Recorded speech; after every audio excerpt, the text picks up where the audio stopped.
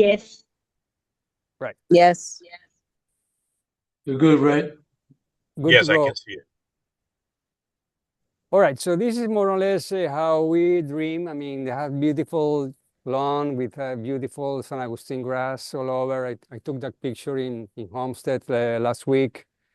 And really, it's good to see this very beautiful carpet type of grass, no weeds, in good shape. So that's the dream. Unfortunately, this is what we have in some homeowner associations. I took this photo since December 2018. So let's see, like 8 years. So you have here, you can see the progression. This is Oasis Homeowner Association in Homestead. And so, I mean, it's a little bit tricky. 2018, we see something strange in the grass. 2019, the grass looks green, but has some weeds. 2020, less grass, more weeds. 2022, more weeds. And 2026, dead patches over there. So this is a long progression. The homeowner association, they don't want to spend the money planting new grass. So they decided that they can live with the weeds and they can live with the dead spot, but they don't want to replace the grass. Basically, this is I would say Floratan type of material. This is more or less a close-up. So if you take a photo of the close-up, this is what you're going to see, some type of symptoms. Very clear. If you more close up, you're going to see that type of symptoms in the blades. In the left, you're going to see like early symptoms. In the right, you can see like a late symptoms. And this is very easy to make diagnosis because no other nutritional deficiency, no other disease is going to cause that symptoms. So when you have this type of looking grass, very possible you are going to have the lethal viral necrosis problem. Another association, you're going to see the same problem, the same close-up. This was last year. And of course, weeds. This is the byproduct. Every time the grass is going to die, it creates like an open space in the landscape. So when you have this type of dead grass, the weeds are going to take advantage and they're going to grow. So if you see this, it's because, again, most possibly you have the LVN. And here on the right, you can see some tracks. So you can see the mower tracks. And this is very, very common to see it. Many of you guys put in the pretest that the mowers, the tires, and the blades, they are going to transport, the sap of the diseased grass. So you're going to see the virus perfectly match the tire tracks in the landscape. Well, late symptoms and the outcome is totally dead. Unfortunately, it's going to die. So more weeds. You can see Bermuda grass as a weed over there. You can see a lot of weeds on the right.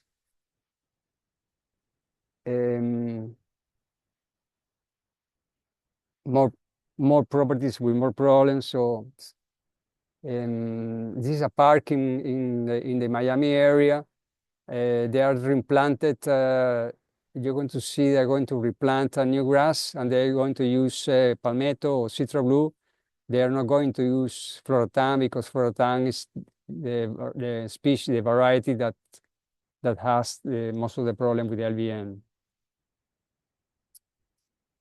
Again, this is in Palm Beach. photo, you're going to see dead patches and the tracks of the tires in the grass. So more properties with the problem. So what to do? I mean, this is and John is going to talk about this later in the presentation. I mean, the mower blades and the tires are more or less the one that are going to spread the sap of the grass and the virus. So disinfection is key. How you're going to disinfect the machinery is a problem. Many people don't want to spend the time or spend the money with disinfection, but disinfection is very, very, very important. Another piece of property with a new palmetto planted over there. This photo was from also on Palm Beach. Some homeowner associations, they want to kill the floratans, so they spread Roundup to kill everything. And they're going to plant it a new variety. So this is a very another way to do it. Blowing, you can blow your machinery with a blower, so you can dry all the material, and you can blow all the material, the clippings. Or many people are using this designated mower machinery. In this case, it's an electric one to do the mowing in one area. Of course, this machine is very small, so if you have a big property, you're not going to use it. But there are some the technology is improving, so you can find big machines now that can do the job. Other people are using artificial grass. I am not very proponent of this one. I know natural grass has a lot of benefits, but people are changing natural grass for artificial grass. This is a very good resource. This is Dr. Phil Harmon and Dr. Gassi's EDIS publication talking about the sugarcane mosaic and the lethal viral necrosis. And that's it for me. John, you want to do the rest? Yeah. So I'll go ahead and just tell you like when to advance here. Thanks, Henry.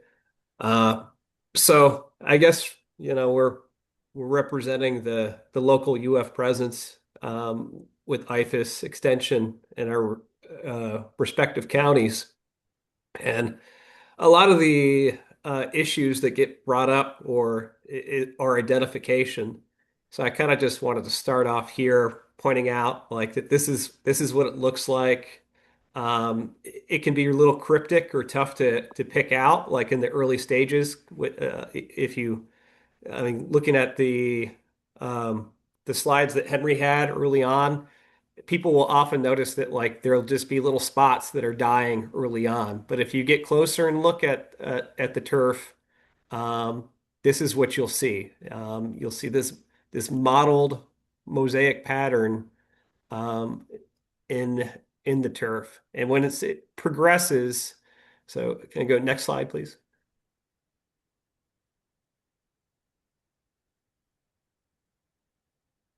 You'll get necrosis actually occurring. So you can see here, this is where the things have advanced, and you actually have at the cellular level death occurring like within the grass blades, and that will continue to progress until, at least in Floritam, that the entire the grass itself will die out because it's just not able to photosynthesize. It's just taking on too much viral damage at that point. So next slide. So, and another big issue is that this disease, or well, the virus itself, it gets its name from sugarcane. Sugarcane is technically a grass. So this disease can spread, or this virus can be persistent within other grass species. So this is from a publication that came through UF. Is a little bit more centered out at where they do the research, agronomic research for sugarcane. But you can see here a variety of, well, a number of the species that we might encounter in the landscape as weed species can also have the disease. And so goosegrass, southern crabgrass, broadleaf signalgrass, these are all species that we might see in the landscape, not intentionally, but they can also carry the disease. And so, and I guess to kind of add on that, like it can be in other species that we have in the landscape. It could be in the other varieties of St. Augustine grass that like we use.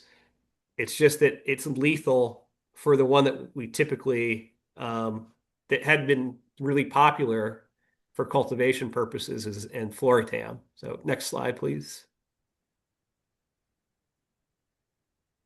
And so just to continue that, you can see these are various propagated types of grass, sorghum, sugarcane, corn. They can all have different variations of sugarcane mosaic virus, and like the pattern tends to be kind of the same if you look at here, like the streaking patterns like up the blades. So next slide, please. So here is a community, and I think we'll reference this community a few times, like further on. But this is Valencia Palms, so down in Delray Beach, and on the left-hand side, you can see a traditional Floratam uh, planted area, and then on the right-hand side is an area that's been replaced and on the that has been replaced with Citra Blue St. Augustine grass. So you could see that there's little patches and things like that that are coming in. That they're, I guess basically what's happening here is the grass is starting to have some of this lethality occurring, like and because of that, weeds are getting in, that type of thing, and it looks a little patchy. Whereas a new installation of Citra Blue isn't showing any of that, and the virus isn't having an effect right across the street. Next slide, please. And then this is just a close up. If you were to get closer to look at some of these Floratam yards, what they look like. Next slide, please. And again, here's another close up as well for the other side of the street with the Citra Blue. And then next slide, please. And then you've got a whole installation going for a property here, because this particular community, they've decided to uh, take a pretty dramatic approach towards it, and they said we just want to have it so that it's not going to be an issue for any of the yards, and they're slowly moving through their property and replacing it all with Citra Blue. So next slide, please. And so this is just a photo of continuing research that Dr. Harmon, Dr. Kenworthy, and others have going on at the same particular community, where they're trialing different cultivars, because really the ones that are in production that are available are going to be Citra Blue and Palmetto. But because this is such a problematic issue in our area, and it's only expanding throughout the state, like there might be needs to expand the which cultivars can be like are in production. So this is pretty cool. I think Dr. Harmon is going to have more to say on this. And yeah, this is really an interesting thing because we really a lot of people want to ask us like what can I do? And really, if all the only options are not great options a lot of time, and that's just to replant if it's really starts to advance. So So, next slide, please. So, yeah, we get a lot of questions. Please feel free to reach out to us if after the webinar. A lot of it, these common ones, will LVN live in the soil? It doesn't live in the soil, doesn't spread in the soil. Why does my turf look fine in the summer? Uh, I mean, there's little nuances here, and there's a really good fact sheet that's out there that we would definitely like to share with you all. So please check that out. And uh, we'll probably cover all of this in more detail as we move along, but I just, given that like this is the extension side of it, this is definitely the more trying to make this stuff relatable to people and like managing, um, I guess like your response to testing positive and it being in your community is something we want to try and focus as well.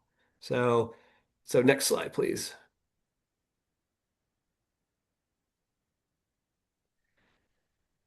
So yeah, and really that's the big thing here is like, why is this happening to me? I really want to emphasize. I know that we're going to have that how people um, take in this problem and respond to it, like, is something like that is really important as well. And I know that we've got all different types of representation, homeowners, landscapers, pest control operators that are here for this presentation today. But I think that definitely managing the property owner, um, like where they are at with it in terms of processing everything is very important because a lot of times, like it is it's thousands of dollars potentially that they're going to have to pay, and people get very attached to their yards here in Florida. A lot of people are transplants. They came here to have green, nice yards all throughout the year, and like it can be quite bad for a lot of people if they're going to have to replace it. They might be living on fixed incomes and things like that. So we just want to make sure that like you keep in mind like that you talk to people and you're just giving them the best answers that you can when you are addressing these issues. So and then also just so next slide, please. So keep in mind that it's very much a grieving process for a lot of folks. Like um, they can't believe it at first. I'm in Palm Beach County. This disease, this the presence of LVN has been here for a while now, over a decade, but it's still popping up in different communities. It's becoming much more, I guess, like a staple for other parts of the county that it was not established in. So historically, Delray Beach and Boynton Beach have been kind of the epicenter. But I just kind of want to, like just emphasize it's spreading throughout the state, and like there are other parts of the county where it's getting into, and like a lot of HOAs have tons of questions uh, leading up to that point. So please check out the resources that are being put into the chat, and also if you need us to come in and help clarify things, that's what we're here for as well, because we see a lot of this. I mean, I think like all the offices in Southeast Florida this time of year, we're getting a lot of samples and identification that needs to be done. So with that, I guess I think next slide. So here are some of these resources again. The UF EDIS document, and then like our the Palm Beach County Lethal Viral Necrosis website. So, and then also just come check us out as well in person. We're technically in Palm Beach County. We're operating out of the Mouse Botanical Garden. Um, I think that Homestead for Miami-Dade, and then Davie for Broward County. So So with that, I think there's just another page here with resources, our emails, and again, check the chat as well. But we'll be here for Q&A at the end as well. If anything that hasn't been covered by Dr. Gaziz and Dr. Harmon, uh, we'll look forward to doing Q&A with the remaining time we have. Thank you, John. That was amazing. So the next speaker is going to be Dr. Romina Garcis. She's the director of the TREC Plant Diagnostic Clinic, and she's going to talk about identification, symptoms, sampling, and diagnosis. All right, so thank you. Can you guys hear me well? Can you see the slides? Everything is good? Looks Yes, good. everything's good. Great. Yeah. Thank you. Great. Yeah. So thank you for being here. It's always amazing to me the high number of attendants in these webinars. I wish my other programs also have so many attendants. My name is Romina Garcis. I'm a plant pathologist. I'm the director of the plant clinic at the Tropical Research and Education Center. We are located in Homestead. And so I serve most of South Florida. So usually get samples from Homestead, from Miami-Dade County, from Broward, from Palm Beach, Lee County. Sometimes the West Coast also sends samples to the clinic. And today I'm going to be talking about symptoms, how to provide a good sample, either to your extension office or to the labs, and how do we do diagnosis.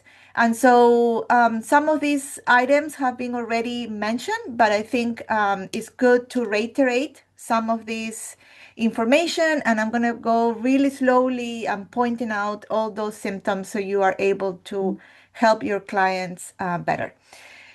So to start, you're all here, so you know that this is a very important issue, and it's clearly that it has been around for at least as many years as I have been running the clinic, which is like 8 years. And so you can see here the sample submissions through the years only for San Agustin grass. So we are not taking into account Socia or any other type of turf, only San Agustin grass. And you can see that since 2018, which is when I started my job here at the TREC location, you can see that there has been many more increase in submission of samples. And what I want you to notice is the proportion of LVN positives and LVN negatives. So you can see that at the beginning, most of the samples submitted were negative, but then there was an increase. And then during COVID, we had a lot of submissions with LVN positives. Probably also people were paying attention a lot to their lawns, right? Because we were, forced to be at home and we were making our homes more beautiful, and people were really into their turf and their lawns. And so, through the years, the proportion has been kind of consistent. On half of the samples were positive, half were negative. And then in 2025, we have had an increase in sample submission, but this was mostly because one community sent so many samples. I think it was a huge community and they wanted to test every independent patch of turf. So, some of these places are taking very aggressive strategies of management and they are just replacing everything that comes out positive from the testing. So these are the symptoms. There's two kinds of symptoms. One is the mosaic, as the sugarcane mosaic virus has in its name. It induces these symptoms of streaking chlorosis. So you can see the yellowing that looks like lines, right? Like a streaking, and it looks like a mosaic because It kind of resembles, a tile mosaic that you can see the green background and then the chlorosis. So you have to look really closely. Sometimes it's a good idea to put it against the light. And you can see those patches, chlorotic patches, and the light coming through those patches, right? Sometimes you'll see a purplish ink tone at the edge of the grass. So that depends on the age of the grass and how often is cut. But basically, the mosaic symptoms are very, very important. And then once the temperature goes below 65, and we are going to talk a little bit about that, those patches become necrotic. And that's only in Florida. Phil is going to tell you more information about it. But Floratam is the most common cultivar, and this transition from chlorotic to necrotic is temperature dependent. So during the winter, during temperatures that are below 65, that mechanism, that necrosis gets triggered, and then you get the dieback of the lawn. And so Phil's lab has done research on this to demonstrate that temperature is very important in this transition of symptoms, and that the transition into necrosis only happens in Floratam cultivar and a couple others that he's going to talk about.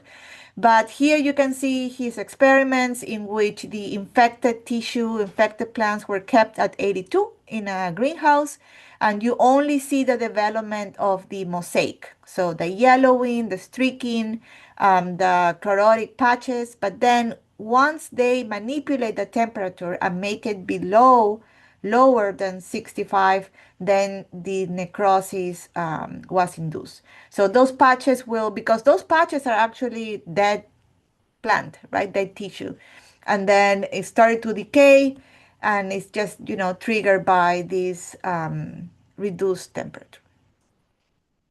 And so to put it forward and simple, there is no cure, right? There is no cure. This is a virus. This is not a fungus. This is not a bacteria.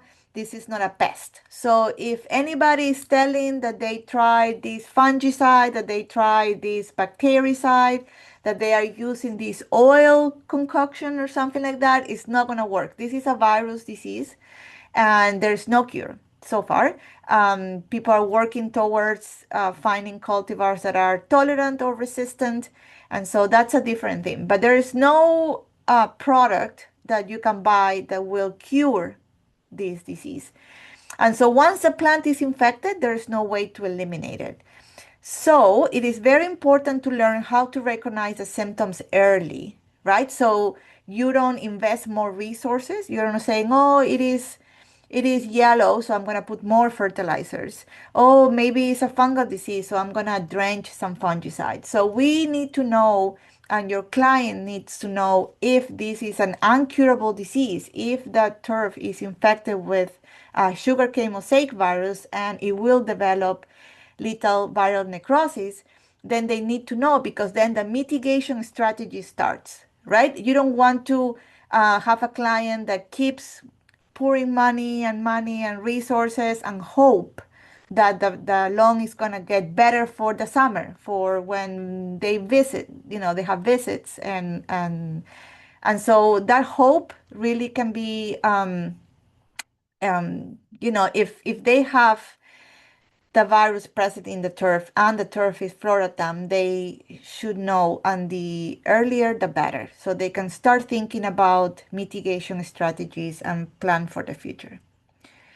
So with that in mind, I'm going to cover really in detail the symptoms so you are able to identify them in the field.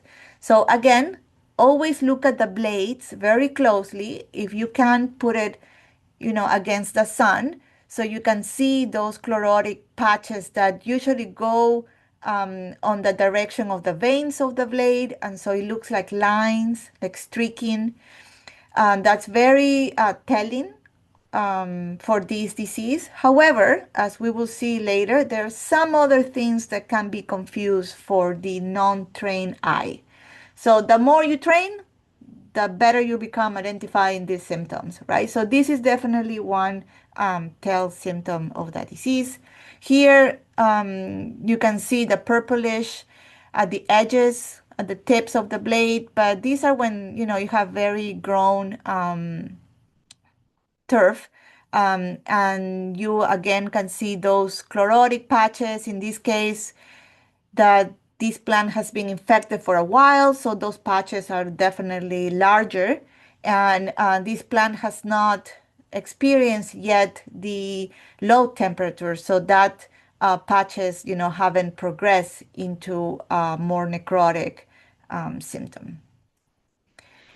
Sometimes it's easy to be overlooked, right? So sometimes when you call the landscaper or the pest control company, or if you are a homeowner that you are looking at your lawn, you are looking it from the far, right? And you can see if overall there's yellowing, you will be able to see it. You will be able to see patches, but sometimes you can miss because those patches may be colonized by weeds, right? So sometimes can be overlooked. So it's good to really get close and look at the blades of the areas that don't look so good and try to find those mosaic symptoms. So this is a graph showing the progression of the disease. As I mentioned before, this is temperature dependent. So let's say that you have an infection during the summer. And we already talked about that this virus can be transmitted through mowing with mechanical damage, right? So the wheels of the mower can damage the blades and move the sap from one place to another. So let's say that you get the infection during the summer, you may see short after the some part of the lawn with those mosaic symptoms. And then once the temperature starts coming down, right, below 65, we have been very well below 65 in the past week.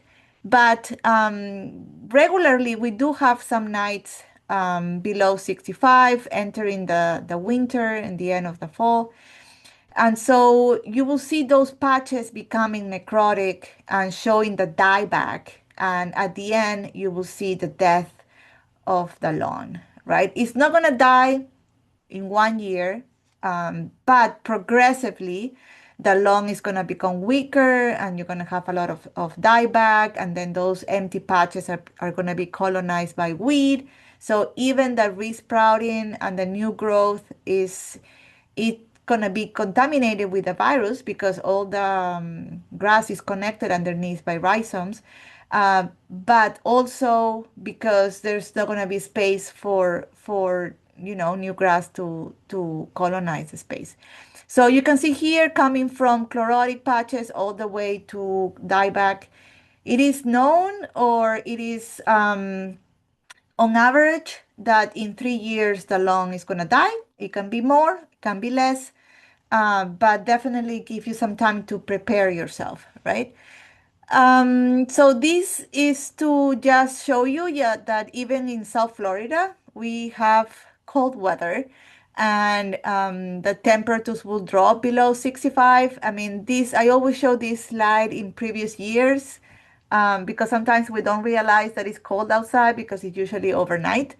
But I think we all know now after this week of cold weather that obviously there are many days that are below 65. So there's a lot of opportunity for Floratam turf to move from the early symptoms into more aggressive, more severe necrotic symptoms and develop lethal viral necrosis. So what happens, right, during a regular year? What happens is that during the summer, we will see this mosaic and maybe the overall look of the lawn may be a little bit yellowed. And so people usually apply something to make it greener. And you may get a little bit of new growth, and the wheat is also growing with the rain and with the extra fertilizers. And so And so you may not notice that there is a problem. But as soon as the temperature goes down, we freak out, right? Because we can deal with yellow turf. We cannot deal with brown, dry turf. And so those times of the year coincide with the up in sample submission, the increase in sample submission, and you can see here the graph really coincides with the low temperature. So now I'm expecting in the next 2-3 weeks a lot of submissions to the clinic with these problems. So because this is a virus disease, once you have it in an area of the lawn, it will travel. So this virus will move through the vascular system of the turf. And because most parts are connected, then it's going to travel within the vascular system, within the sap. And so you may get infection here, but then the virus will go through the entire lawn. And here are some field symptoms. So again, you will see a generalized dieback of the turf, yellowing, dry patches, and very uniform, right? You may see some green patches, but if you take a close look, that's likely to be weed or maybe a mixed lawn. So you have the non-susceptible cultivars kind of coming out and filling those spaces. So these are field symptoms. Already Henry showed this. A good tell is those track marks, right? Because that's where the cutter machine went through, and then those are the first ones to get contaminated. And so that's also one of the symptoms that you should be looking for in the field. Now, what other diseases can cause similar symptoms? So here at the right in red, you can see the real LVN symptoms. So you see the mosaic, which is part of the symptoms, and then already those blades are showing LVN, which is the necrotic, the late symptoms. And so this turf is Floratam and has LVN, has lethal viral necrosis. On the left side, you can see rust infection of blades. And that's very common in our area as well. And if you look closely, you will see the pustules and you will see the spores coming out. However, before these rust sporulates and break out of the tissue, you may be confused with the symptoms because, they kind of look like when you don't see the rust spores and when you don't put your magnifier lens to see them, they can be confused. So we have had multiple samples from communities submitting samples that are rust infected and they wanted the LVN or the Sugarcane Mosaic Virus testing. And we do test because it can be a mix. A lot of samples have both or even 3-4 type of diseases.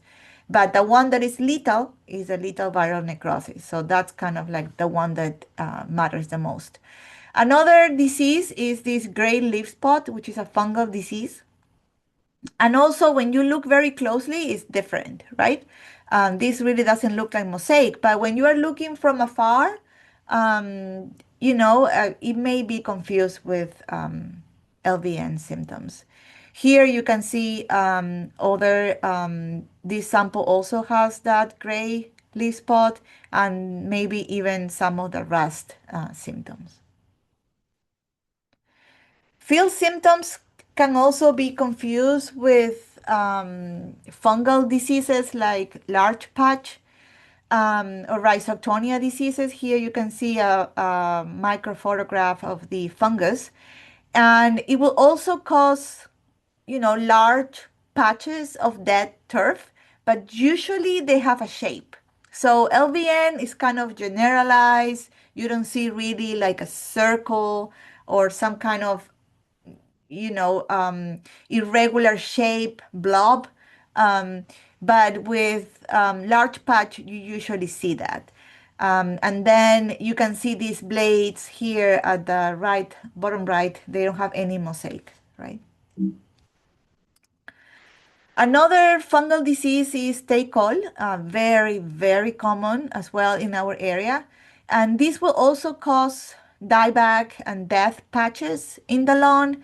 But in this case, you will see kind of like a melting of the turf and more irregular. They are not confined kind of in a rounded shape.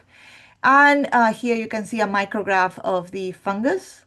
And here for comparison, how LVN looks in the field and how Taycol looks in the field. Again, you don't see any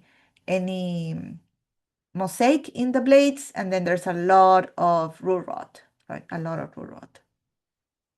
Okay, so we already talked about symptoms. Now we're going to talk about sampling and how to submit a good sample for diagnosis. They are very interconnected. We cannot do a good diagnosis if the sample sucks, right? You really need to submit a good sample so we can work with something good to begin with. So the number one step is to look for symptomatic tissue. So you already know how to identify the tissue. So you are going to go to the lawn and then look for those places in where you have dying turf and healthy turf. Now, sometimes, again, the healthy part will be either no floratam or weed. So be careful, right? So the best way is to cut a piece that includes both dead, dying, and healthy. And be sure not to bring just the weed, because we have had those samples too, that only weed is submitted. Another type of sample that is not good is when you just submit the clippings. Include roots. Take out, from the bottom, because if the virus is negative in the test, I still want to help you. So I still want to look at the roots and be able to give you a better understanding of the problem. Here is the perfect sample. So that has enough tissue. There's a lot of tissue. So I can rerun the test as many times I need in case the first one is inconclusive. And then you can see here very beautiful symptoms. So I can use these to test. The testing of the virus needs to be with living tissue. And I'm going to talk about the testing in a bit. But we need living tissue to do the testing. So number one, symptomatic. Number two, enough tissue, and also includes roots in case I need to look farther. So this is a good sample. Here is a close-up of the good sample, and then you can see how much mosaic, right? There's a lot of mosaic here. You even have the purple edge, and then there is also roots available for me to look, the bottom of the base of the blades to inspect for Taycol and other diseases as well. So this is a very good sample. So most often samples will look like this, right? Because usually people submit when samples are already having dieback symptoms. And so this one is still good. There's a lot of green material to test. There are symptoms available to choose which sections will be ideal for the test. And again, there's roots for me to look under the microscope. Here, there's also a good sample. And you can see here, there's a lot of root rot, right? So in this case, there's 2 or even 3 diseases present. But again, the other 2, the root diseases, are treatable, are manageable. And however, the viral disease is the one that is the lethal one. So usually we concentrate in the one that is lethal. So bring enough tissue. Here there are 2 good examples of sample submissions. Still good. This is more like clippings, like I was saying. Very common to have clipping samples. But there is a little bit of roots that I can work with. But it is so symptomatic that likely this one were positive. So, there's no reason to even target the root rot, since the virus is going to kill the turf. These are no good samples. So the first one, there is some green tissue, but again, there's not enough to do retesting. there's really not symptomatic, and these are more senescent um, blades. And then all the rest are dead. So, I can look at the roots and I may be able to find something, some nematodes, some rhizoctonia, some takol, but I won't be able to test for the virus because there's no enough green tissue available. Photos are always welcome, and you're welcome to print them, include them, or send them by mail, by email. And that is also very informative for us to make full diagnostics. This is the form for the plant clinic at Trek.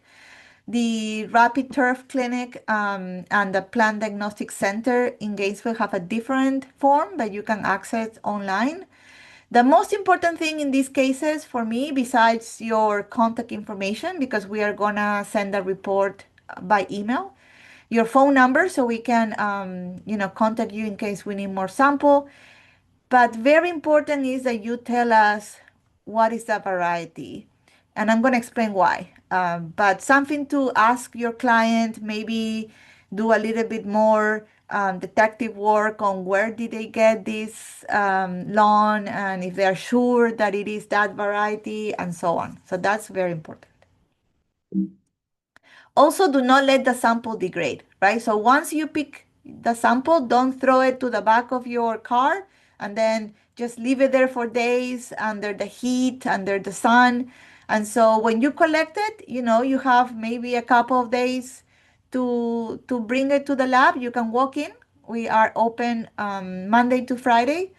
You can also mail the samples, and we receive a lot of mail samples. They don't have to be overnight, and you don't have to put any more moisture. So just put it in a paper bag, and if you have enough material there, then we will get enough to sample. Some will degrade maybe on the way, but we will get enough. So what do we do in the clinic? We will look for root pathogens, we look for leaf pathogens, and so on.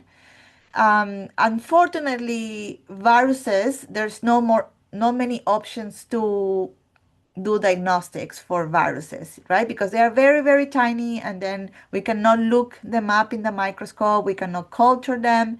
So we have to use other techniques to determine if the virus is present. In the past, many years ago, we used to have a rapid testing technique, which is serological test and these immune strips. We will just kind of macerate a little bit of the symptomatic tissue, and then we will dip these immune strips, and then we will see if there is a line and no line.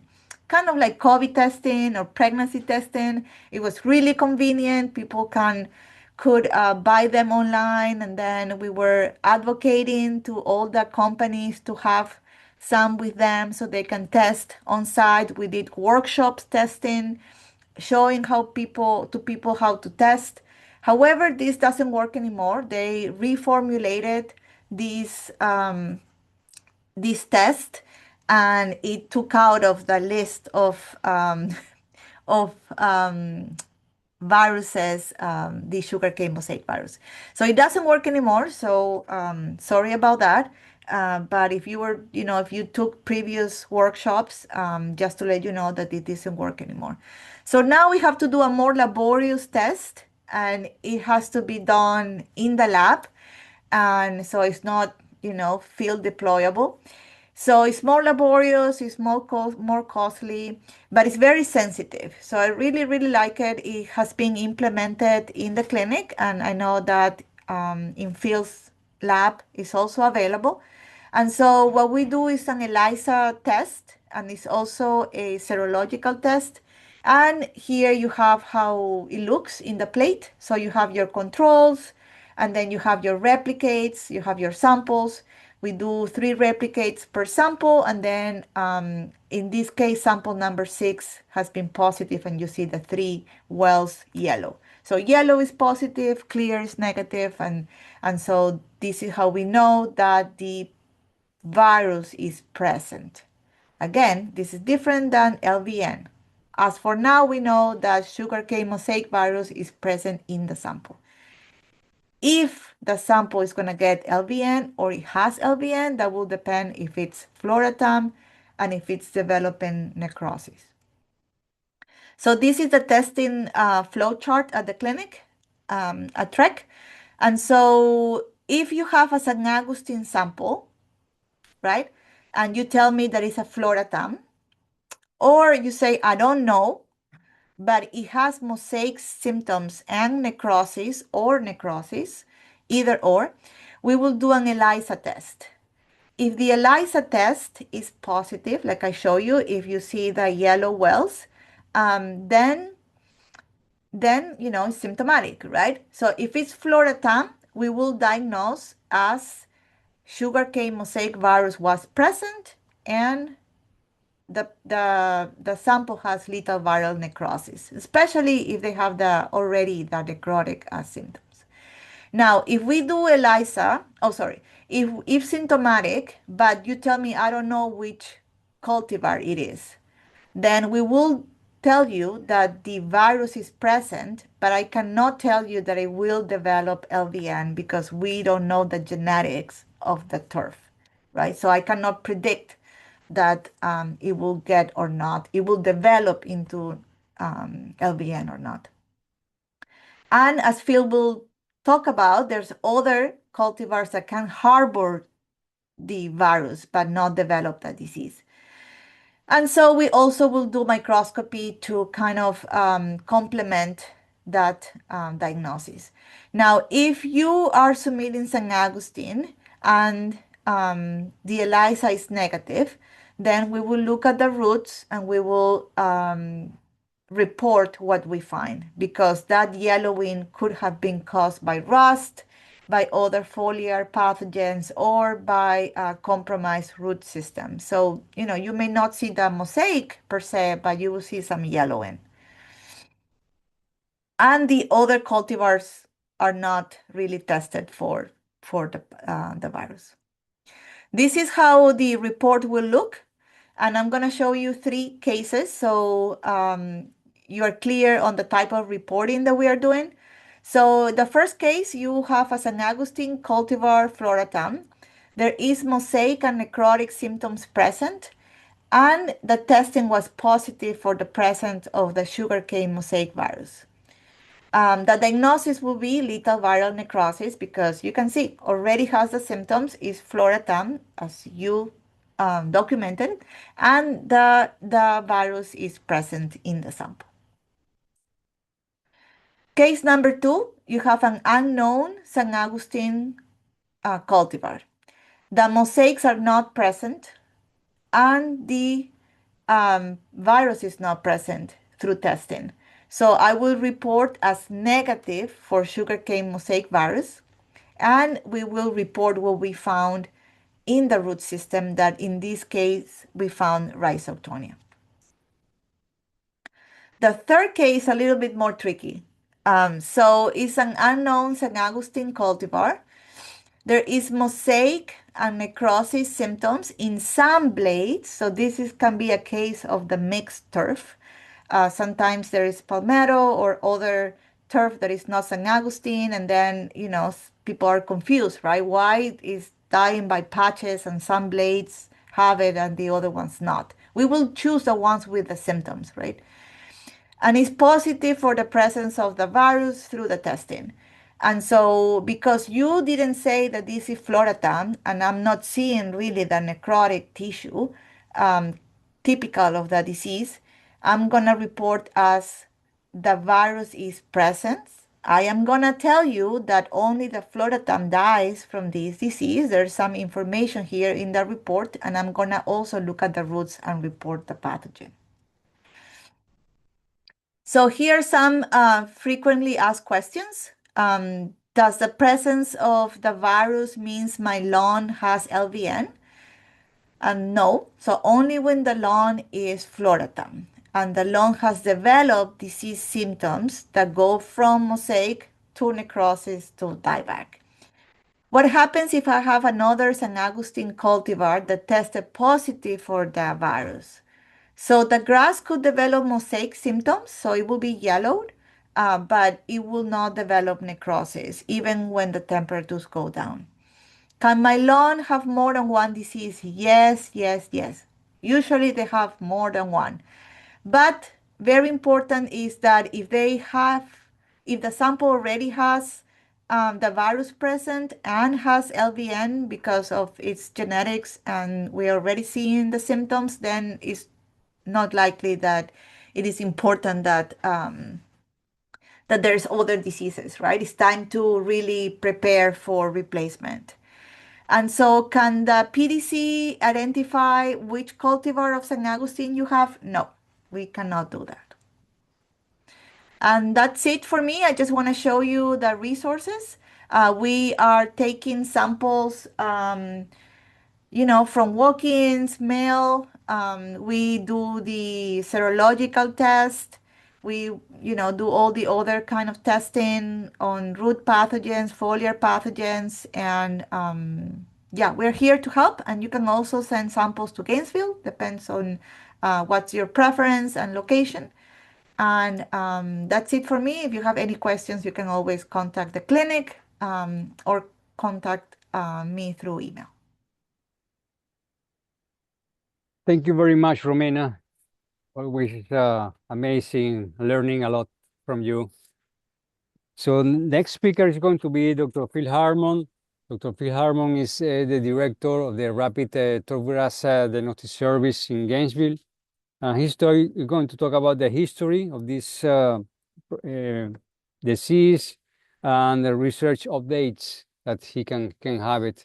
So he's the main lead with Dr. Gassis doing the research. So thank you very much, Dr. Harmon, to be here. Thank you, Henry. Appreciate you and John and Kara setting this up. Thank you, Dr. Gassis, for laying the groundwork here on this very problematic issue that we've seen in Florida on our St. Augustine grass lawns, mosaic and lethal viral necrosis caused by Sugarcane Mosaic Virus.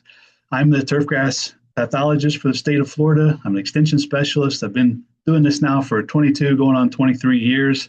I'd much prefer to work on fungi if I had the opportunity.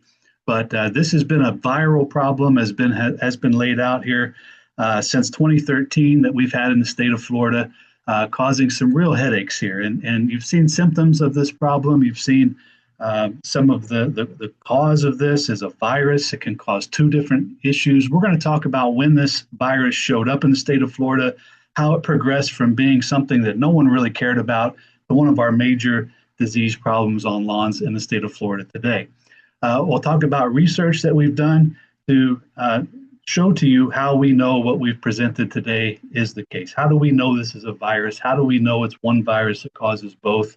I'll go through some of those research results and welcome questions at the end as to how do we know the things that we're presenting and how we know that the management steps that I'm going to present are currently our best options for us moving forward. We continue to look for additional solutions. We'd love to be able to keep our Floratam lawns healthy in the face of SCMV and lethal viral necrosis. So far, we have not found a way to do that. And so what's been presented so far, you'll hear me echo again, is that we have ways that we can deal with this. Those are going to, in many cases, involve changing varieties from Floratam and other susceptible varieties that die from this problem to those that can still get this virus, but that don't suffer as far as the lawns of Florida go. They can still be managed as a good quality Florida lawn here in our state. So first, it's been said, and just to very quickly review, because it's somewhat confusing. These are two different things. Mosaic and lethal viral necrosis, as Dr. Gassis presented, is a progression. You can think about it sort of like chickenpox. Chickenpox virus can cause the childhood disease chickenpox, and some folks later in life, it can also cause shingles. It's the same virus, but it's two very different diseases. One life-threatening, one most people get early on in their lives, or at least prior to vaccines they did. And so in this case, we have one virus. Sugarcane mosaic virus causes mosaic. Many grasses can have mosaic, including weeds and our St. Augustine grass, and they don't die from it. They have a mild symptom that's been shown. Most homeowners would never care if that symptom was scattered throughout their lawn. The problem that's come in is the lethal viral necrosis that Dr. Gassis showed pictures of that's killed lawns, made Floratam not competitive against weeds and cause many problems for our homeowner communities and our pest control operators because it's very difficult to understand why it's happening and what we can do about it. So I'm going to focus on the research and what we can do about this problem on a community-to-community basis as we move through these slides, and then we'll take questions at the end. So, is there anything really new under the sun? Probably not. And sugarcane mosaic virus has been around for a long time, since before we really knew what viruses were and how to characterize them. 1960s, we started to characterize viruses. I didn't, but others in my place at the University of Florida started to characterize viruses in turf, and it was found and later described as sugarcane mosaic virus, both in the sugarcane crop that we grow, other grass crops like corn and sorghum, and it was also found in St. Augustine grass back in the 1960s. So why are we just hearing about this problem now? The issue is that in the 1960s, the virus caused very mild symptoms, again, that didn't cause any issues for the cattlemen that grew St. Augustine grass as a forage or the folks that were already starting to use this grass as a long grass back then. In 2013 is when the problems really started with sugarcane mosaic virus learning a new trick, so to speak, on our most successful and popular variety of St. Augustine grass, that is Floratam. Floratam was introduced to the state of Florida in the 1970s. It was introduced because it has resistance to a different virus. It had, at the time, chinch bug resistance and other favorable characteristics, very aggressive, it was very persistent in our Florida environment. And so it became very popular and made up to 90% of the St. Augustine grass lawns in the state of Florida.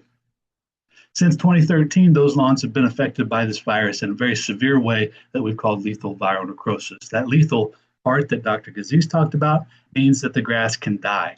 Then the viral part means it's caused by a virus, and the necrosis is what really sets it apart from the previous observations of mosaic, or that yellow broken line color of turf prior to the development of LVN. When did this start? 2013. Where did it start? In Pinellas County. South St. Petersburg was one of the first places that we saw and confirmed that we had lawns dying from an unknown cause. We received samples of those lawns from a couple communities in South St. Petersburg. We detected sugarcane mosaic virus from those samples. It was not known at that time to cause the kind of symptoms that we were seeing and getting reports from. We continued to do research from 2013 on through today as to how and why sugarcane mosaic virus changed and started to cause problems. 2014 was the first severe symptoms of LVN that we saw in Palm Beach County. And so 2013-14 are when this problem started. Since that time, it has spread north and south from those two initial finds into Pasco County in the last year, Charlotte, St. John's, Manatee, Sarasota, Duval, Hillsborough, and the list goes on. So it has spread relatively slowly over the last 10 or 12 years from the initial finds to other parts of the state. Here's a map of where we found sugarcane mosaic virus. Started in Pinellas County, spread relatively slowly from Pinellas into Hillsborough, Pasco, and neighboring counties. From Palm Beach County, it spread up through Vero Beach. It has spread down through the Keys and Monroe County, and most recently it spread up into Fort Myers and caused a major issue for us there in that part of the state as well, and in certain communities that are affected. Here's the most recent up-to-date map that we have showing lethal viral necrosis now occurring in Duval and St. Johns County, the furthest north that we've seen this problem so far. And then, as I mentioned, Vero Beach down through Naples and all the way up, now connecting the dots back through Pinellas and into Pasco County. We were hoping that there was going to be a northern limit to where this problem, this lethal viral necrosis issue, occurred. Doesn't appear that that's going to be the case, although the spread has been relatively slow to go north of Pasco County, in the last 10 years or so. So how fast does this thing spread? Well, it depends on what scale you're talking about. If we're talking about county to county, as I mentioned, it's been relatively slow. It's taken more than 10 years for it to spread from Pinellas County up to Pasco. In other cases, from Palm Beach County, it spread more quickly. But when we look at community to community spread, it can happen quickly. It can take a long time. It's erratic. And that's very frustrating for folks who look at their neighboring communities, don't see an issue, but are dealing with an LVN problem at home in their community. And so it's erratic in that some communities in Palm Beach County have been dealing with this since 2014. Others have just in the last couple of years discovered that the virus has moved into their community. So it's erratic in how it spreads. It's been It's varied from county to county how quickly it's moved. Not every community in these counties that were shaded green certainly is affected by this problem. It's erratic in where it occurs, and where it does occur, it becomes a major headache for our communities. But by no means is it every community within these counties that's affected. When we look at the lawn-to-lawn spread, that has also varied somewhat in how fast the virus can spread from your neighbor's lawn into yours, or from yours into your neighbor's. What we found so far is that 2 to 3 lawns, more than you think after you've discovered this problem in a community, are infected. In other words, that it's difficult to find those sporadic symptoms within a lawn that are the mosaic. Once the lawn starts to die in patches that are recognized by the homeowner and by some of our pest control operators, the problem has, in most cases, spread out. It means that trying to contain that problem within communities has been very difficult for us. Generally, it takes 2 to 3 years, as Dr. Gazis and Henry mentioned, for this to become widespread within communities. Generally, when we first find it, it's already been there 2 to 3 years as well. So that has varied a little bit. When we look at lawns, the typical progression is it is detected in the first year because there's a patch that's died out, weeds have encroached, and the usual things that we do to manage turfgrass haven't worked to get the lawn back to the aesthetic that's required. And so first year it's detected. Second year, those patches where it's detected spread and move from different sections of the lawn, sometimes into neighboring lawns. By year 3, we start to see those patches initially affected thinning to the point where weeds are a major problem for us in those patches, and then it has spread 2 to 3 lawns or 2 to 3 areas left and right of the community where it was first detected.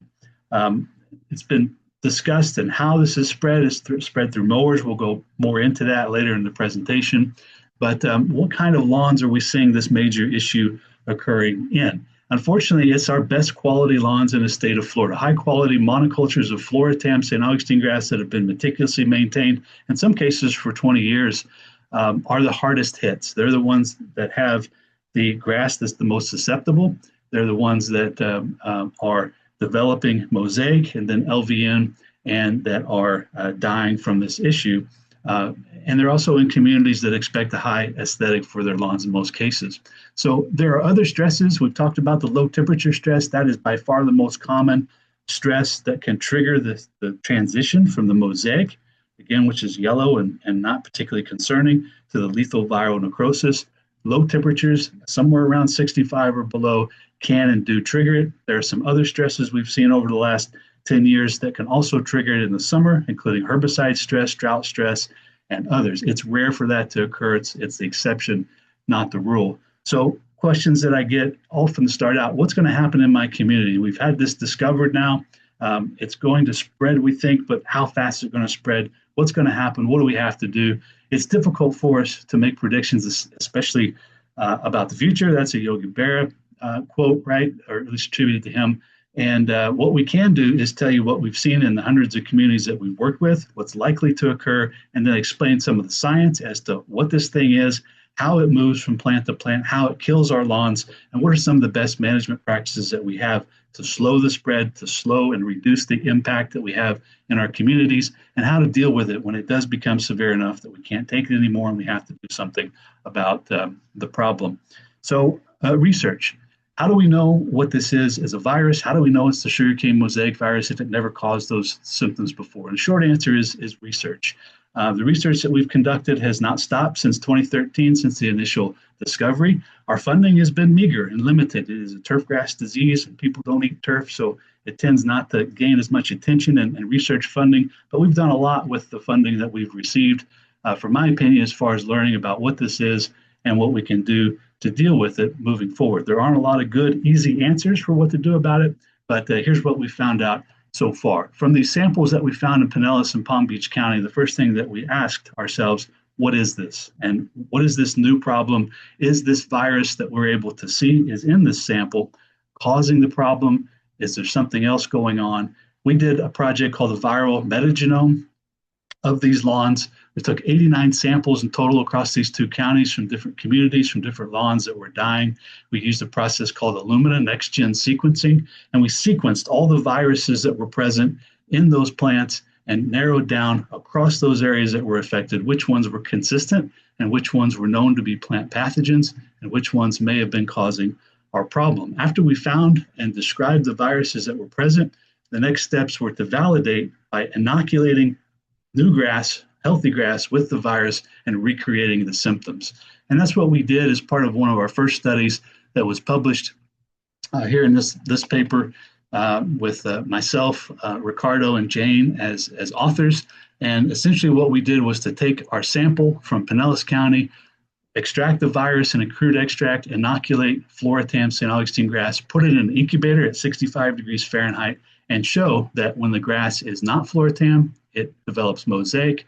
When it is Floratam, we recreated the lethal viral necrosis symptom.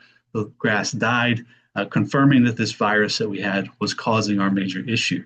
The background on this, I'm not going to go into great detail. Ricardo did a turfgrass viral metagenomics pipeline where we took all of those sequences, compared them with basically supercomputers to align different sequences of viruses and identify from that crude extract which ones were present, and compare those sequences of viruses to other viruses that we know within the Sugarcane Mosaic Virus group that can cause disease in corn, in sugarcane, and other weeds. And we found one particular strain closest related to other corn isolates of Sugarcane Mosaic Virus in all of the turf that we sampled. Additional work was then used to try to confirm or determine were there other viruses present. Dr. Bukhari was a postdoc who worked on this with me. We did a second method of extracting virus and identifying virus using nanopore technology, so different technology to confirm our initial results and show, yes, this is a unique and different strain of Sugarcane Mosaic Virus than we've seen in the past. It's one that also infects some weedy grasses and corn. It's not one that also infects sugarcane, we don't think. And it has its most close relative to corn isolates from other parts of the United States, including Ohio. So this was not a movement directly from sugarcane over to our St. Augustine grass. This was a development of a new strain that has developed the ability to kill, which is unusual for a virus, its host Floratam, St. Augustine grass.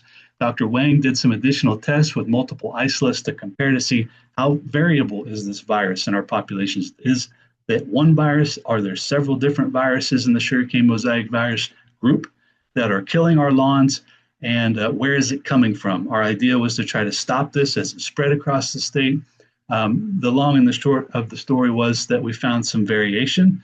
We found that there were many weedy hosts, including crabgrass, goosegrass, some other weedy grasses, 8 species in total in the Poaceae, or the grass family, that Dr. Philippe Rott found and confirmed had Sugarcane Mosaic Virus.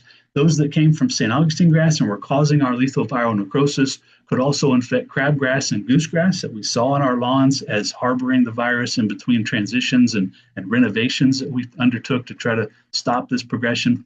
And he also found it in maize or corn. And I was not a part of this study. This was independently done and confirmed that Sugarcane Mosaic Virus was causing this problem, and it was a group of that virus from weeds, from grass, and from corn that we were battling. Dr. Gaziz talked about the diagnostic technique of ELISA and why we had to do some research, because our results early on were showing, this really looks positive, but our dipstick test that's fast and cheap wasn't showing a positive result. And so we did research to show and prove, yes, in fact, that change in formulation killed that test for us, and now we have to do the ELISA. No longer could we rely on the immunostrip test. So that was some research that we did that changed how we detected the virus and how we had to process those samples. We did some cost analysis to try to determine, was there a cheaper way that we could detect this virus? After the immunostrip was removed, we had 2 options: real-time PCR, which costs $120 in supplies and time for our labs to do this, and ELISA, which costs approximately $40 for us to do. It's more than that now, but we're still generally charging $40 to $50 to detect this virus in samples. It takes more time, as was mentioned by Dr. Gaziz, but it is a very effective way to determine, does a grass have the virus in it.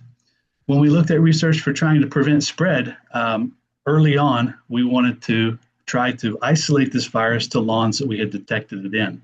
I already mentioned that in many cases we found the virus had spread out further than we could find symptoms initially. That continued to be the case. And what we essentially found was that mowers were the main mechanism for spreading this. It doesn't matter if it's a homeowner's mower, if it's a company's mower, the mower blades cut and release the virus and plant sap. The mower wheels transmit the sap from infected grass into new areas of lawns and neighboring lawns as they ride over those and spread it. And nothing that we could do could prevent that in short scale transmission events. So the mowers were pretty good at doing that as long as the wet, moist plant sap remained on the blades and the wheels of the mowers that were transmitting it. Once we allowed that sap to dry, if we mowed one of these trays of grass that had the virus with our little electric mower, let it dry, and then mowed another tray of grass, we did not get transmission. So we were able to figure out that we could either sanitize or allow the mower to dry of its plant sap, killing the virus to prevent spread within communities. Unfortunately, that helped us with preventing movement from the virus from community to community, but it didn't stop the spread from lawn to lawn. Next thing that we wanted to look at was that we saw early on some lawns didn't die from this problem. And when we did ask the question why, the first thing that came up was that some of these lawns looked different and had different genetics in the grasses that were being grown. They were different varieties than Floratam, and they didn't all respond the same way, as we've discussed. Some of them developed a very mild symptom and never really got much sicker than just a little bit of yellowing.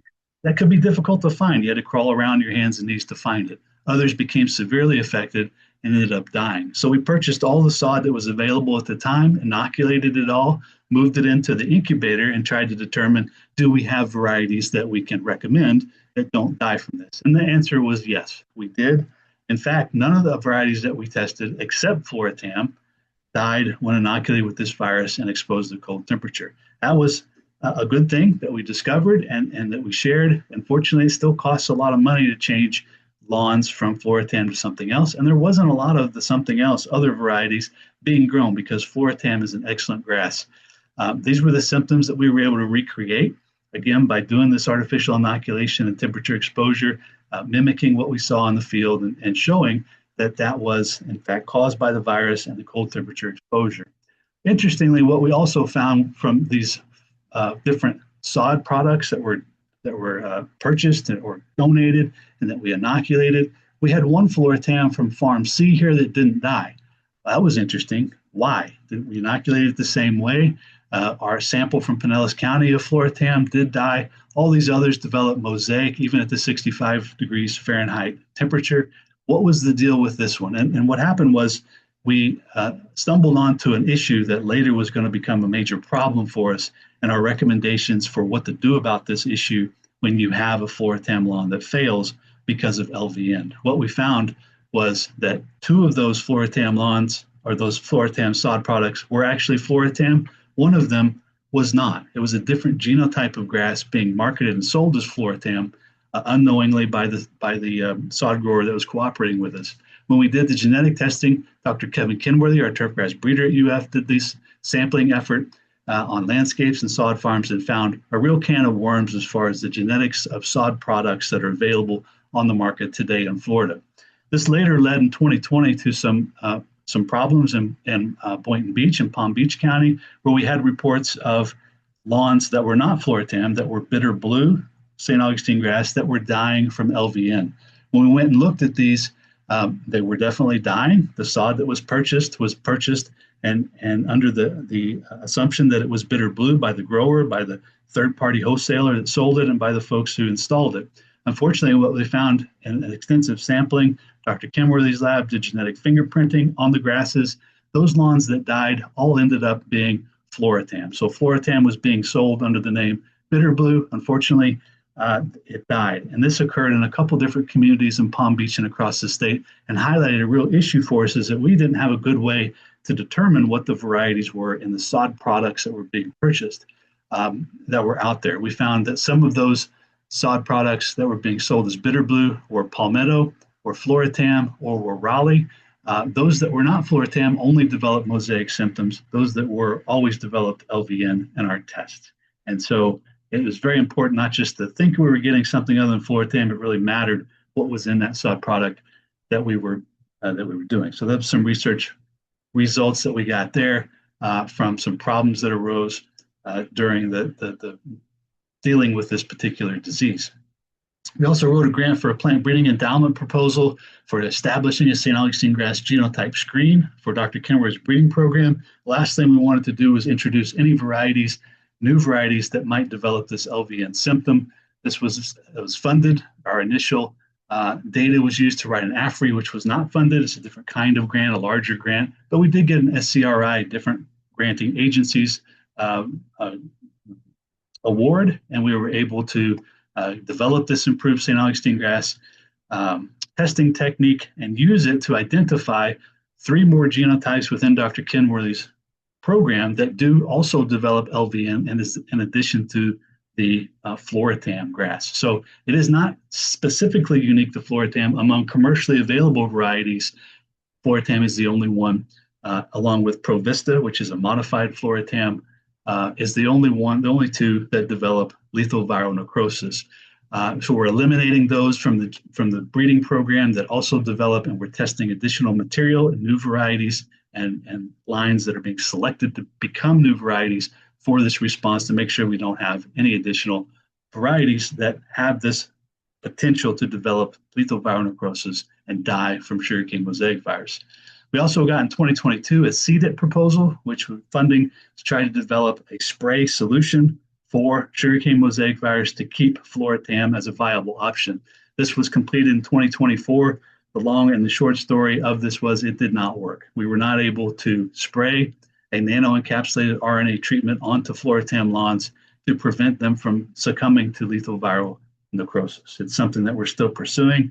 The initial results were not particularly promising, even though this has been used in other crops like spinach by Dr. Bram Dillon, to deal with other viruses. It's something we're still pursuing. It's not likely to be a short-term, even within the next 10 years, solution. It is something that we have looked at and tried to develop and continue to research other potential novel ways to keep Floratam. Right now, our best management option, of course, is to change grasses from Floratam or Provista to a different variety.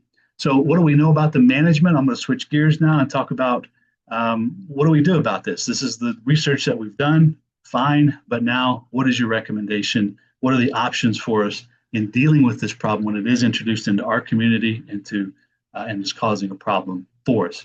We already know that this is a virus. It multiplies inside the plant. Our research has shown that it has to have moist plant sap to spread. It has to get into a new plant while it's still wet on that mower to spread from lawn to lawn. And it doesn't survive long outside the plant on mowers. And that's one of the reasons it's been slow to spread from community to community. It doesn't survive on the mowers that are being moved. And so that's been moved in a different way that I'll talk about in just a moment. It does not affect palms, ornamental plants, pets, people, or wildlife. That's good news. It only affects some grasses, as I've discussed, and it only kills Floratam and Provista lawns among commercial varieties so far. Provista, so far in this presentation, we've been talking about Floratam. Provista is a proprietary variety released by the Scotts Corporation. I've not specifically done research on this. I have received samples from Scotts and from others who have planted Provista in LVN-affected communities that did have LVN symptoms. Provista is a proprietary line that was developed from a Floratam variety to begin with, and it has many of the same characteristics as Floratam. It also develops LVN, unfortunately. If you have additional questions about Provista, I'll try to answer those at the end, or you can reach out to a Scotts representative about those. My understanding is not being recommended for replacing Floratam lawns that fail due to LVN. So we know moist plant sap from normal mowing, whether it's the homeowner or a company does it, spreads the virus from plant to plant. Romina also talked about this virus spreading underground in rhizomes and in stolons that are on top of the ground, these stems that connect plants, turf plants within lawns. The mowers spread the virus for a short period of time over short distances. Moving fresh material on a mower is another way that we can move it from lawn to lawn or community to community. And so what we have developed are recommendations to either allow plenty of time for moist plant sap to dry on equipment before we move it to a new community or a new lawn, or use a sanitizing agent to kill the virus on that particular equipment. Either one of those works. Of course, allowing it to dry is easier, it's less costly. We want to remove clippings from material, but leave them on the lawns. So mowers can be sanitized, and we do have some good sanitizing agents that we can use. Again, using a sanitizer is just as effective as allowing the equipment to sit on the trailer and to dry, killing the virus in either case. Household bleach is one of those sanitizers. It's very corrosive to equipment. Commercial sanitizers are available that include Virkon S, which is a spray on and leave solution, Green Shield, Pine Sol, various alcohols. This virus is not particularly good at surviving on hard surfaces like some other viruses are. And so any of these products have been shown to be a good option. And again, as well as allowing plant sap to dry. It's not spread by irrigation water or through soil. It's not airborne. Unfortunately, the other way that this can spread besides mowers and the way that it jumps long distances from communities to communities is by aphids, a small insect pest that can fly. They don't normally feed on St. Augustine grass routinely, but they can be found there.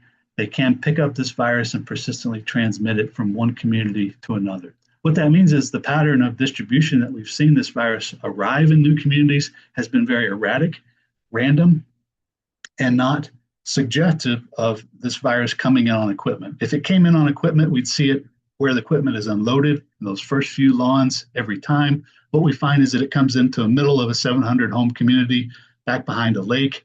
It has been deposited there by an aphid that for a short time feeds on St. Augustine grass, decides it doesn't really like it, moves on, but the damage has been done.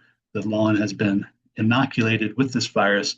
And then if it's Floratam, it will develop Mosaic and LVN. If it's not Floratam, but another St. Augustine grass variety, the virus starts to multiply in that lawn, causes very mild mosaic symptoms that are difficult to detect, and they can be spread into neighboring lawns by mowers, where it may kill those lawns, again, if they're Floratam.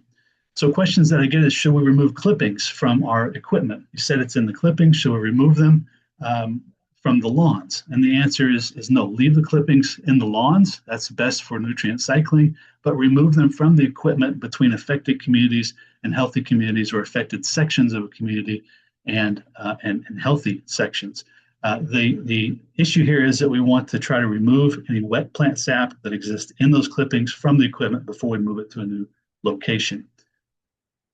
So what do we do about this? If we have LVN, Sugarcane Mosaic Virus has killed our lawn, we have to do something. What do we do? The first and the most important thing that was on the pre-test, I hope we'll get it right on the post-test as well, is don't regrass with Floratam. Floratam is a great grass. It's a good sod product to purchase for the state of Florida. Unfortunately, it is the susceptible variety that we see the most problems with as far as SCMV goes. So do not use Floratam. That sounds easy, just go buy something else. It's not as easy or simple as that, because again, Floratam is sold under the name Floratam as well as some other names.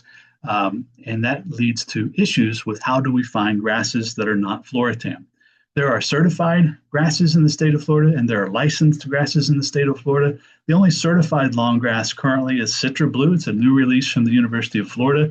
It does not guarantee, the certification process does not guarantee purity of a sod product at a consumer level when you purchase it.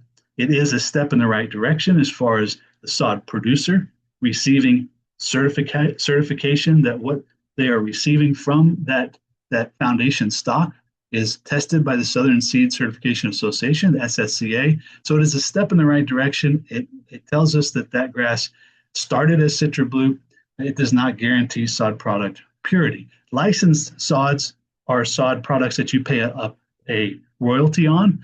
They're managed by companies. Sod Solutions is a company that manages the license for Citra Blue and Palmetto, two grasses that we'll talk about that are recommended for replacing grass.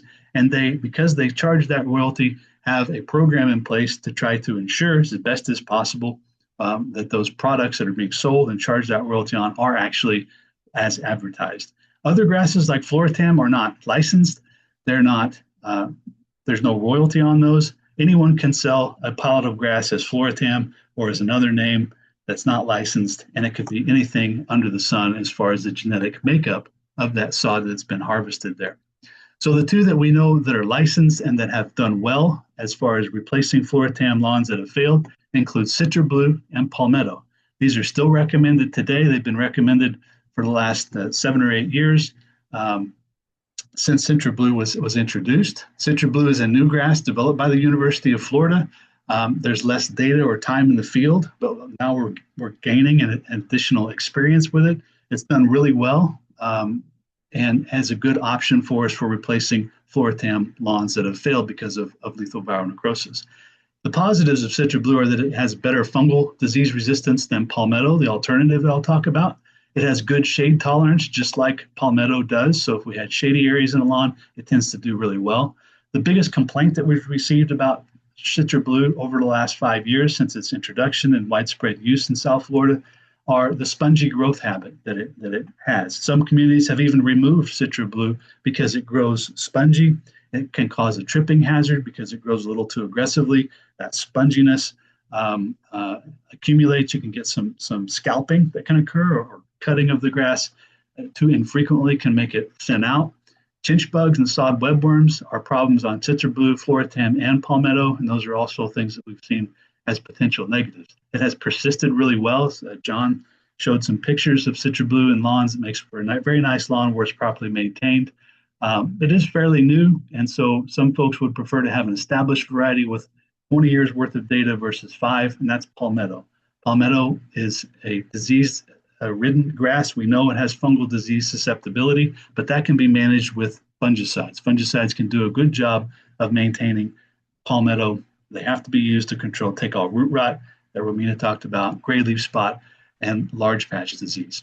The Palmetto has good shade tolerance. It's semi-dwarf, so it has a nice appearance to it. It can get chinch bugs and sod webworms, so requires, again, insecticide use as well to maintain this grass in Florida.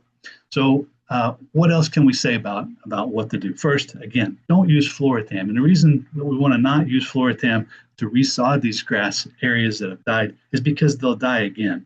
They'll die more quickly the second time, and we'll show some pictures about of that process. It's not good. We've now wasted the time that it would have taken for those other grasses to successfully establish. We've spent all the money on sod, and we're going to have to spend that money again to do a second renovation. So how do we ensure that what we're getting is Citra Blue and Palmetto that's recommended and not Floratam marketed as something else? The best recommendation we can make is to purchase the sod products directly from a licensed producer. Sod Farm, member of the Turf Producers Florida. This is a nonprofit organization of turf sod growers within the state of Florida. The ones that are licensed, that pay royalties on Palmetto and Citra Blue, are listed at this floridaturf.com. And those are the ones that we've seen the most success with getting the grass that you're advertised as getting, and avoiding issues with Floratam when we purchase from these guys direct. If you're using a third-party wholesaler, we have that Bitter Blue example in Palm Beach County, buyer beware. There are some cases of accidental mix-ups and other misrepresentations where Floratam was purchased, and you will know it if it's an LVN lawn and you put Floratam back, because it will die a second and a third time.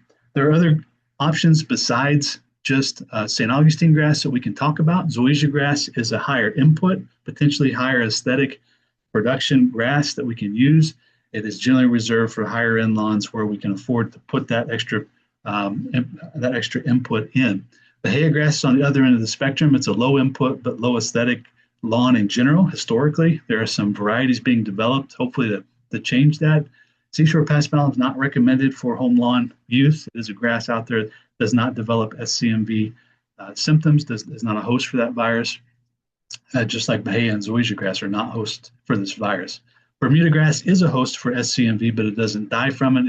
It's underutilized as a lawn in the state of Florida, generally not used much. Does require different inputs as far as how to manage that lawn if you have Bermuda grass, very different than the management inputs needed for St. Augustine grass. So it takes a whole culture shift in how to maintain a lawn.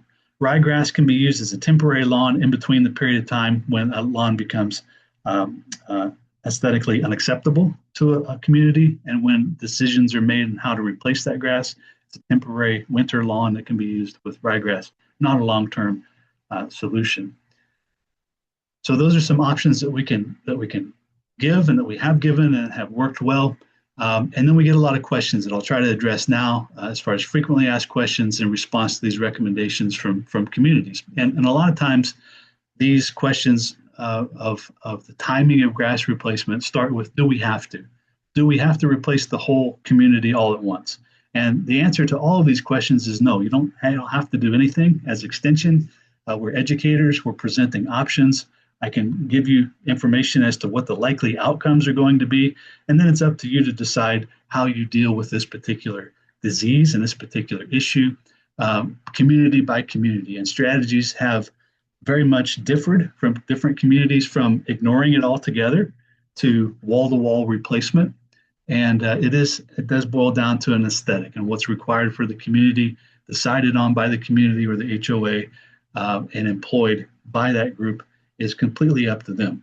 What I can say is that no strategy that I've seen in any of the hundreds of communities that I've worked with since 2013 has halted the progression of this once the virus is established in a community. It will spread, sometimes slower than others, but it will spread to neighboring lawns, cause problems for those, in most cases, kill sections of those lawns and require renovation. Nothing that we can do can stop that and allow us to continue to grow Floratam or allow us to put Floratam back in to these communities that have been affected by lethal viral necrosis and grow Floratam successfully. That has not worked. What has worked is switching varieties to something else. Some communities have decided not to do anything. What happens in those cases is the lawns generally look poor, weeds will encroach, mixed lawns will start to develop with some grasses that don't die, whether it's a weedy grass like Bermuda grass or some other varieties of St. Augustine grass that may be present. Floratam will survive in about 1 to 3%. So 1 to 3% of the lawn will maintain Floratam. That will grow and compete in the summer. And then in the following fall, that Floratam that's present, whether it's 1 to 3% or now it's 6 or to 12%, will suffer, will die, and will thin out again the following year, recreating this cycle. Some folks are okay with that and they can live with a lower aesthetic quality of the lawn. Most places can't and don't and want to resod or change the grasses through a renovation. So the steps that we recommend to take for renovation after LVN are the same steps that we recommend for renovating a lawn in general in the state of Florida. The only specific thing to LVN that we have to take into account, the only one, is select a grass other than Floratam, other than Provista as the grass that you replace your lawn with. The other steps are the same, and they include use of a non-selective herbicide. Glyphosate is an excellent one that we can use, sold as Roundup and other products. And the main reason we use this is to reduce the competition of weeds. We're not using it to kill or eliminate the virus. The virus will maintain in the community. It will still be there. That's why we can't use Floratam as a replacement. We can use this glyphosate, though, to kill the weeds and give us a clean slate at the time of sod installation for the new sod to give it the best chance of successfully installing and providing a good lawn for us. There are glyphosate concerns, and there are glyphosate alternatives for those that don't want to use this non-selective herbicide. It is one of the best, and there's a publication to address those concerns. EP 580 kind of goes into that. I'm happy to answer any questions at the end. Those generally are not founded in science, those concerns. They are concerns nonetheless, and there are alternatives there. When we don't use a herbicide at all, or we try to use selective herbicides post-install, the costs become more, and the success becomes less as far as the likelihood of a successful install on a good lawn after renovation attempts. As far as after the non-selective herbicide, we want to remove the dead sod and weeds that are left behind as much as possible to eliminate organic layering. Again, not to remove the virus, but to allow our soil bed to be clean and give us our increased chances of sod installation success. Minor contouring or leveling of the lawn helps to ensure proper drainage and prevent problems later on. And then irrigation system audit is critical for us to know that when we use our irrigation, we're delivering what we expect and only what we need to the lawn to keep our sod alive, keep it from drying out, and keep it from being overwatered, which can promote fungal disease from coming in and also causing problems for us. We still have to take proper post-installation care when we've selected our grass other than Floratam, when we've done the non-selective herbicide, removed the dead sod, contoured, done an irrigation audit, installed our new sod, managing insect and fungal pests, managing weeds are still required. These new grasses that we're going to use here are not a silver bullet cure. They still require inputs, in some cases more inputs than our Floratam lawn required previously. And so follow our IFAS recommendations for fertilizer rates and applications and times of the year where we're allowed to by local ordinance is a good step and important. And mowing height and frequency are also very important. Citra Blue and Palmetto can both be mowed a little shorter than Floratam, and more frequency helps with the puffiness and the patch accumulation on Citra Blue as well. Citra Blue generally requires less fertilizer than Floratam as well. So customizing our care of that sod to the grass that we select is important for us. And this is the outcome. This is a palmetto lawn in St. Petersburg, Florida, that we've shown a couple pictures of. And this lawn has sugarcane mosaic virus. As Romina showed the picture, when I got down on my hands and knees and crawled around here, I could find several little patches of grass that showed that mosaic symptoms. When we knocked on the door and talked to this homeowner, they did not care at all that it had sugarcane mosaic virus. They had replaced this lawn 3 years previously, 3 years in a row, with Floratam, and it had died very quickly after that installation because the virus persisted, even though everything else was done correctly. This is what happens with sod that's laid over the top of a site, well prepared, but a site that had lethal viral necrosis. The Floratam sod dies, 1 to 3% survives, weeds come in and become an issue, and this, of course, this homeowner did care about, did not like, had to reinvest additional money to deal with this problem. So it's critical for us to select the right grass. Those two grasses that I talked about, Palmetto and Citra Blue, have been our most successful recommendations. There are others out there that we can use. Any other variety besides Palmetto or besides Floratam and Provista can be used as long as we can ensure that that's what we're getting. And we're working with our producers, Florida and sod growers, to help develop that strategy and that ability. Right now, we're confident with Palmetto and Citra Blue, most confident in recommending those. So as far as what I give for summaries for our pest control operators or landscape maintenance folks is try to keep this virus out of your accounts. Limit the movement of equipment from positive communities where you know it does occur into areas where you don't know it to be present. And limiting the movement of that equipment can be done either by buying dedicated equipment, which some communities have, or by removing clippings from equipment that you're using across accounts and allowing that equipment to dry. As an added precaution, we can use sanitizers on the tires, decks, and blades. It is as effective as just allowing that equipment to dry for a few hours on a trailer before it's moved, or overnight on a trailer before it's moved to the new community. Mow infected areas last within communities. The virus builds up tighter or amount within the grass, and we have seen some not significant changes in how fast it spreads within the community, but a little bit of an effect when we mow those most affected areas last. Some communities flag those, mow those areas that know have the virus last, start with the healthy areas first. Educate the HOAs and homeowners about the disease and why fungicides and insecticides that you're going to use to try to solve these problems aren't going to work, because LVN, again, can't be controlled with fungicides, even though the fungicides do a good job in most cases with fungal disease.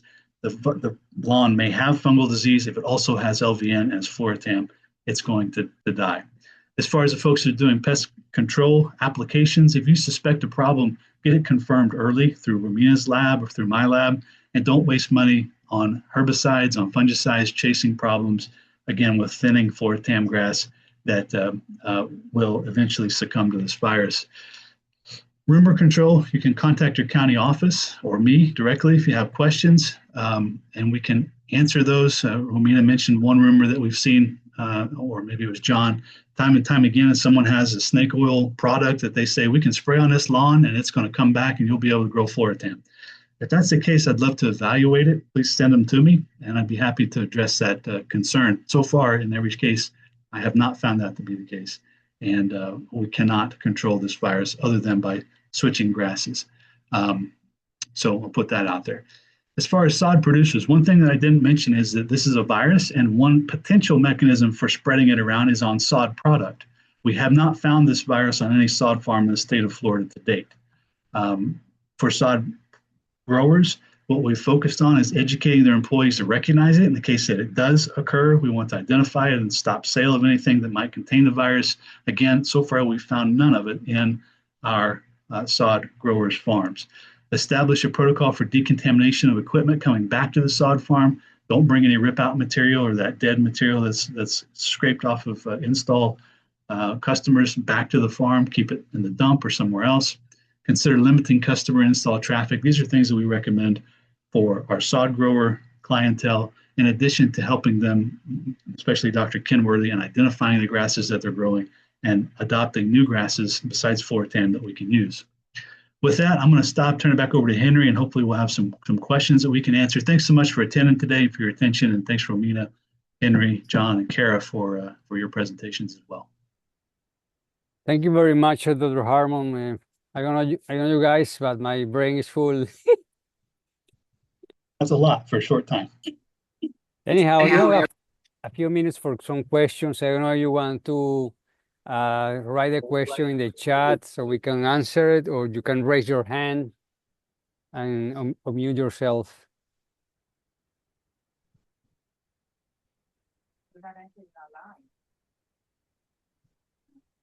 So the one that came up earlier was which species of aphids are suspected of being the vectors? Yeah, that's a great question. I have seen aphids in samples. I've never sent them over for identification. They're not pests of St. Augustine grass that we treat for. And we use a lot of insecticides for other insect pests. So a question that I often get is, well, can we spray for the aphids and prevent it from coming in? And the short answer, the practical answer is no. We already use insecticides. We don't want to blanket apply insecticides to prevent aphid movement into an area when aphids are not a primary pest and when they're persistent transmitters of this virus. So even if we did that, there's a chance that they would, for a short time, feed before succumbing to our insecticide and still transmit the virus. So any aphid, and it is known in sugarcane, corn, sorghum, which aphid species transmit the virus in those crop plants.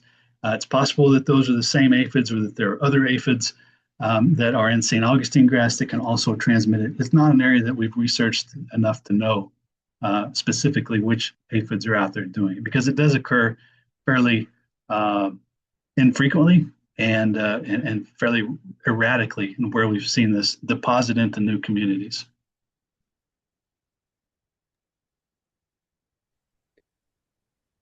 There's a question here about chinch bug and citra blue. Looks like citra blue is more sensitive to chinch bug. Citra blue is certainly sensitive or susceptible to chinch bugs. Whether it's more susceptible, I think that answer supported by IFAS research is no, it's not more susceptible to chinch bugs. Dr. Adam Dale is our entomologist who has done research with preference feeding studies of chinch bug, looking at citra blue, palmetto, Floratam, other varieties. And as far as I know and as remember, he would be the one to reach out for details, Adam Dale, D-A-L-E. But as far as I remember, it was not more susceptible. It was equally or less susceptible than some of these other varieties. It is not resistant to chinch bugs. And we have seen damaging chinch bug populations in citra blue as well as palmetto, Floratam, and others. A tricky question here for South Florida. Which one is better, citra blue or palmetto? Yeah, I think they're both capable of producing good lawns. I think given the proper inputs, either one can make an excellent lawn. The positives and negatives that I presented are really, truthful as far as what we know about these grasses and as forthcoming as I can be. Citra blue is a UF grass, but believe me, I wouldn't be up here talking about it if I didn't think it was a good grass to use. Its potential downfalls are that puffy growth, and where we have reclaimed water with unknown amounts of nitrogen fertility in the water, particularly in the winter months when we have a lot of snowbirds in the areas. That's when we see the puffiness become real problematic. And the one community that removed citra blue had reclaimed water, if I recall correctly, got rid of it for that reason, because it just got too puffy. It grew up the sides of mailbox posts, became a tripping hazard for some of the elderly folks that lived there.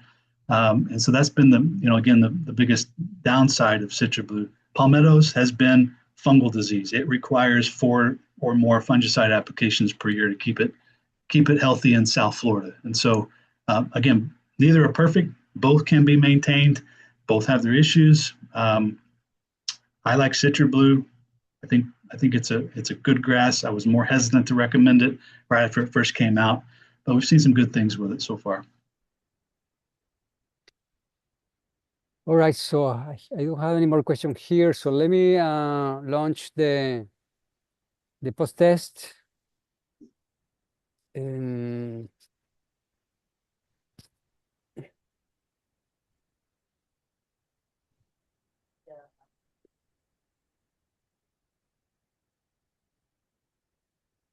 Okay, can you see it?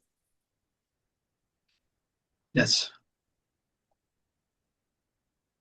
All right, guys, a couple minutes to finish this. Hopefully everybody will have this correctly.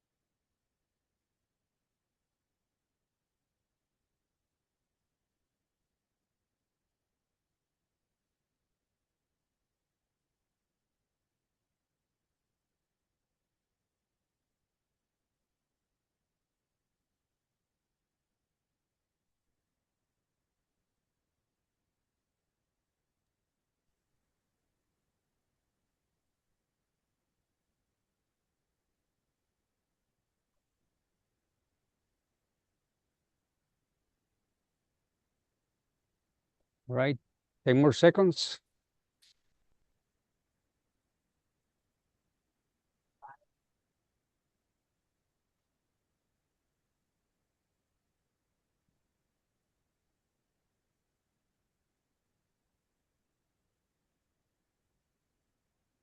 All right.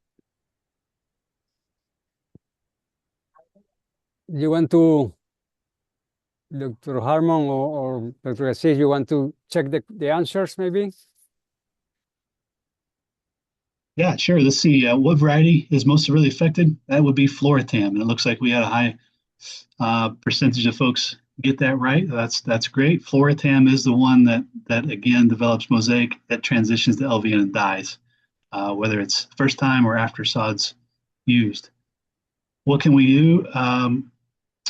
Most important step, yes, purchase something other than Floritam or Provista. And we've also learned today that not just the name on the product matters; it's what's in that product is important. If it's labeled as something else, that doesn't help us. Floritam will die. 65 Fahrenheit is our temperature that triggers transition from the mosaic, which is mild and not very problematic, to the lethal viral necrosis. And that varies a little bit, but 65 is what we used in our research, and it's certainly most appropriate answer up there, which most of you got. That's great. How does it spread in the landscape?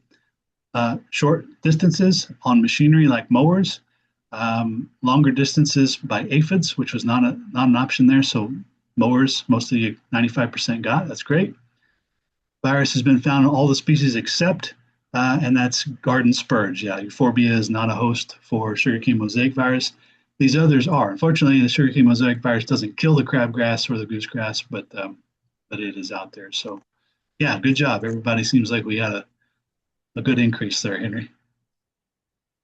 Very good job. Thank you, guys. So it's 3 p.m. here, so I'm going to send the CUs to everybody. Remember, DAXA 2 CUs, FNGLA 1, and Landscape Inspector 1. I want to thank a lot the speakers, Dr. Harmon, Dr. Agassiz, Cara, John. We are doing this every year since I don't know how many years now. But I mean, unfortunately, there is a lot of question without no answer. So anyhow, thanks a lot, Guy, and stay warm and see you soon. Bye. Bye. Thank you. Thank you.